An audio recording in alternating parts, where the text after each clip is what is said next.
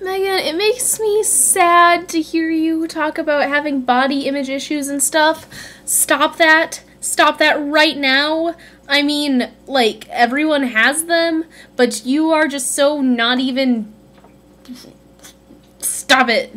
Stop it. You're adorable, and I like you, and I think you're nifty, and we should go out sometime. No, I'm kidding. It was just starting to sound like I was hitting on you, but fucking...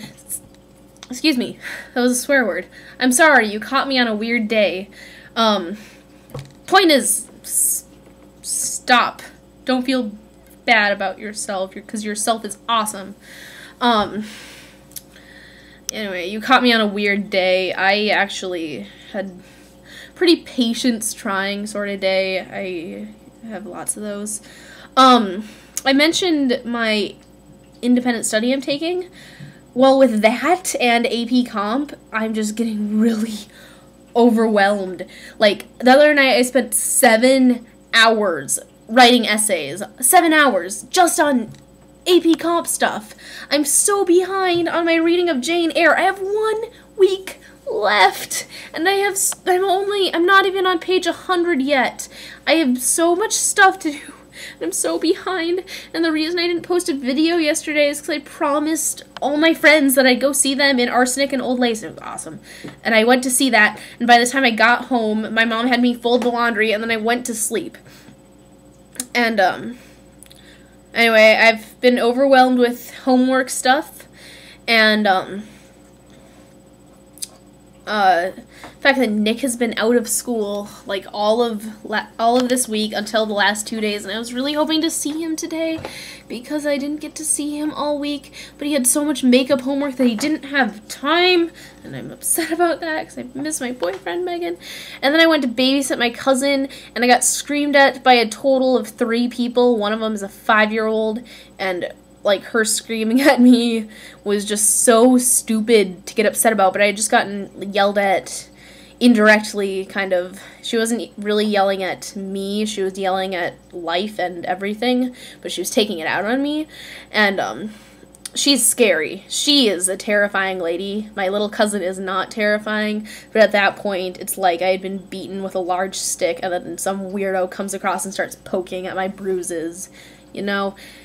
And I walk in the door, and the first thing my mom does is start freaking out because I found out today, this is so stupid, and I'm so upset about it, but with all my stuff, with AP Comp and stuff, I found out that I'm failing choir because I didn't turn in my syllabus, and that's the one written assignment we have, and the fact that I missed a couple days of choir, which dragged me behind in, like, participation points, I'm getting an F.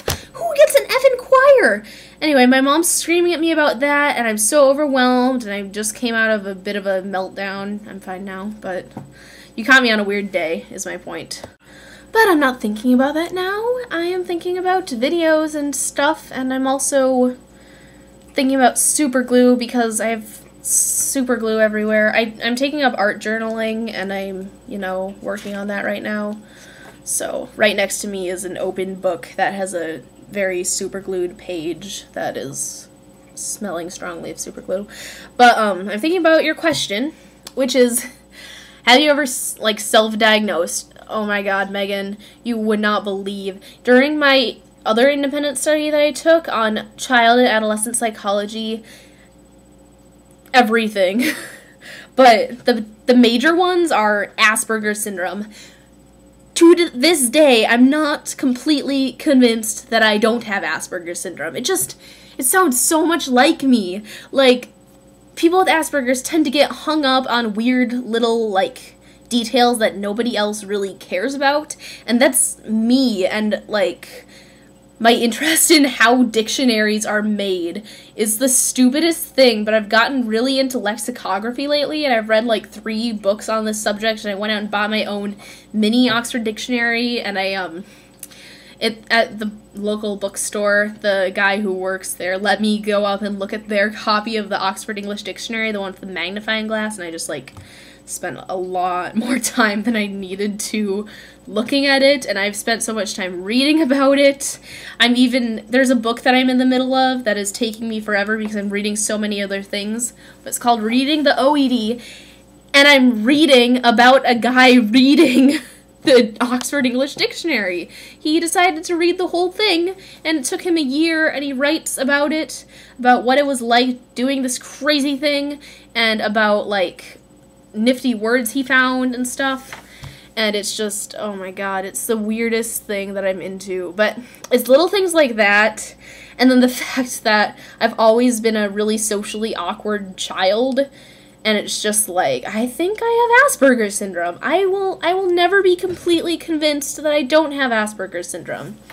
The other one is, once as a joke, someone told me that they thought I was a narcissist, because I'm not a narcissist, but I started to believe it, like, actually. Like, they're like, oh, Ezra has narcissistic personality disorder. Ah, just kidding, Ezra's totally not a narcissist. But then I started to think about it, I'm like, oh my god, I am a total narcissist! Not physically, but, like, just in the way that I don't even remember my logic, but for, like, a week there, I was like, I have narcissistic personality disorder, I need to mind that, and anytime I found myself, like, faced with a person I disliked, I'd be like, oh, it's not actually that they're awful, it's that I have narcissistic personality disorder, so I think everyone is inferior, which isn't true. It was the stupidest thing, but that was my other major hang-up self-diagnosis deal. Okay, so since you asked me a question about school, I just took 30 seconds and came up with something that's relating to something that I'm doing for school, and it's really generic, so I'm gonna warn you that, but you know I'm reading Jane Eyre. I don't know if you've read Jane Eyre. I certainly hope you have. But I mentioned I'm so behind. But I'm at the part, I just passed the part where Mr. Brocklehurst calls Jane in front of the entire class and tells them that she's evil and a liar, and she gets so worried and embarrassed that everyone's going to judge her. So I'm going to ask you, wait for it, what was your most embarrassing moment at school? Yeah, that's such a creative question. Wow, Ezra, you're blowing me away with your creativity. Let me think of my answer. Give me another 30 seconds. Got it. You probably don't even remember this, even though we were in school together at the time, and I don't know why I was so embarrassed about it even, because it was so stupid. But, you remember the Jefferson Choir, don't you? Yeah, we were pretty awful. I'm not gonna sugarcoat that, the fact that we sucked. But, one day, after, I had forgotten, but I had a choir concert.